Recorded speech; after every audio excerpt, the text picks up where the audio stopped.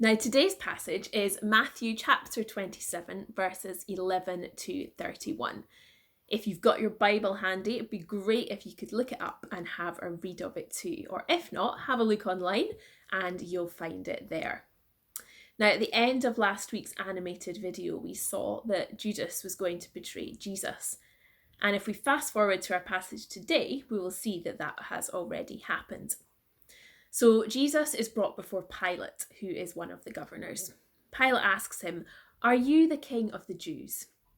"You have said so," says Jesus. Then they continue to bring charges against him, and Jesus doesn't reply.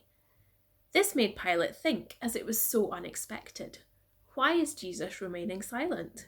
Who is this man in front of me? He realized that Jesus had been handed over for selfish reasons.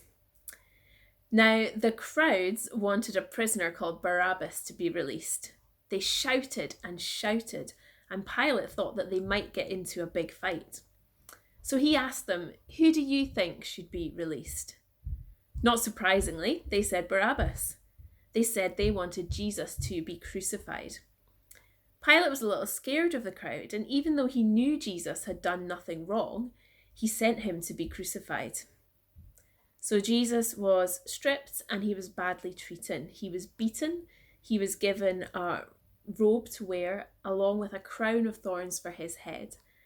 Now the robe and the crown of thorns were to make fun of him, the fact that he was this king of the Jews, and yet look what was happening to him. Now, Jesus hadn't done anything wrong. He never did anything wrong. And yet he went willingly to the cross. This is because he knew that it was all part of God's plan to save all of us. That's a really important thing for us to remember. It might have looked like a helpless situation, but God was fully in control and he was using it for his plan. And that's something that's really important for us to remember. We'll find out a little bit more about how the story went on and what that means for us. But the big thing for today is to remember that God was in control. Jesus did nothing wrong, and yet God was in control of what was happening. Now, our new song that we've been learning reminds us of that too.